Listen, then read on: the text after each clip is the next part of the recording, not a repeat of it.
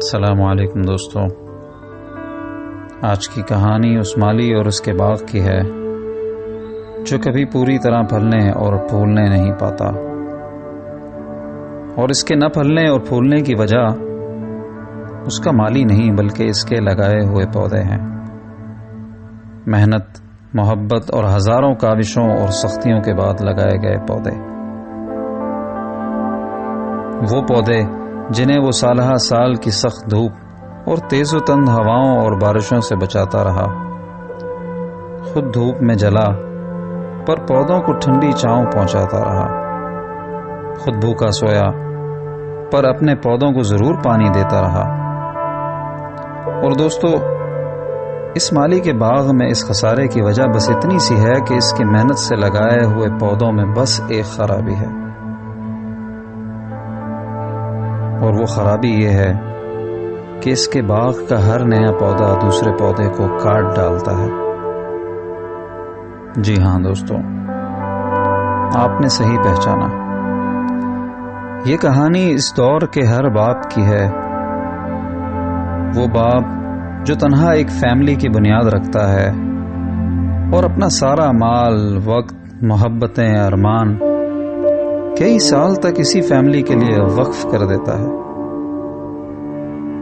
کہ آخرکار وہ وقت آئے گا جب اسے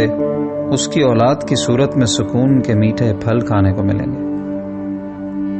اور آخرکار وہ وقت آ ہی جاتا ہے کہ جب اس کے بچے اس کا فخر بن کر جوان ہونے لگتے ہیں۔ اب وہ مزید اپنے ہاتھ مضبوط کرنے کا سوچنے لگتا ہے کہ ان بچوں کی شادی کر دیتا ہے، یہ سوچتے ہوئے کہ ایک سے بھلا دو اور دو سے بھلے چار۔ وہ اس فیملی کو قبیلے کی شکل دینا چاہتا ہے تاکہ وہ اس دنیا سے چلا بھی جائے مگر اس کے خاندان کا نام باقی رہے۔ مگر پھر یوں ہوتا ہے کہ شادی کے بعد بیٹے کے تیور دھیرے دھیرے کچھ بدلنے لگتے ہیں۔ بیٹا بوڑھے باپ کو ایک گھر میں رکھی پرانی الماری سے زیادہ کچھ نہیں سمجھتا، اسے لگنے لگتا ہے کہ بوڑھا باپ اور اس کا دماغ جل گیا ہے، اس کا باپ بس دروازہ ہی تکتا رہ جاتا ہے کہ اب میرا بیٹا آئے گا اور تب میرا بیٹا آئے گا۔ مگر بیٹا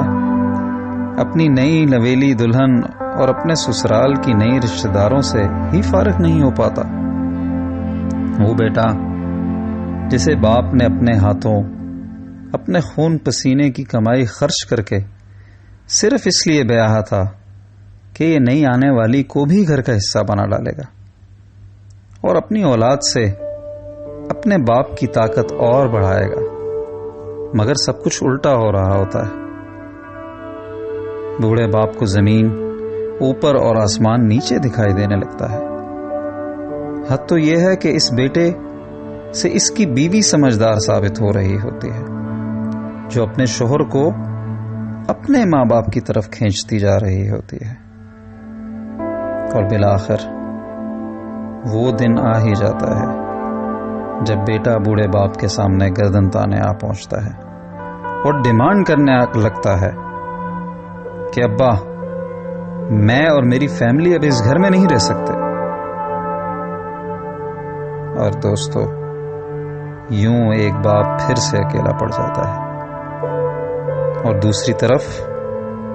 اس کا بیٹا پھر سے اپنی فیملی کو لے کر وہی خواب سجانے لگتا ہے جو کبھی اس کے باپ نے اس کو لے کر سجائے تھے۔ دوستو، میرا سوال آپ سب سے یہ ہے کہ ہم کیوں اس قدر کم عقل اور بے وقوف ہو چکے ہیں کہ ہمیں بس اتنی سی بات سمجھ نہیں آتی کہ ہمارے بھائی بہن، ان کے بچے اور پھر ان کے بچوں کے بچے اگر مل کر اتفاق و محبت سے رہیں گے تو پوری زندگی ہمیں کسی غیر کی منت، سماجت اور نخرے نہیں اٹھانے پڑیں گے۔ ہم کیوں خون کے رشتوں کو توڑ کر خالی منہ کے رشتوں کے پیچھے بھاگتے رہتے ہیں؟ ہمیں اپنے نئے پڑوسی اور نئے باس کو تو منانا آتا ہے، مگر ہم اپنے والدین اور بھائیوں بہنوں کو نہیں منانا جانتے۔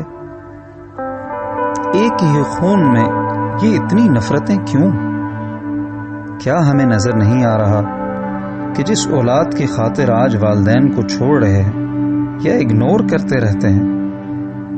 کل انہوں نے ہی ہمیں پال پوس کر بڑا کیا۔ اپنے معصوم بیٹے کو چومتے چاٹتے ہمیں اتنا بھی خیال نہیں آتا کہ کل ہمارے والدین نے بھی ہمیں ایسے ہی چوما اور چاٹا ہوگا؟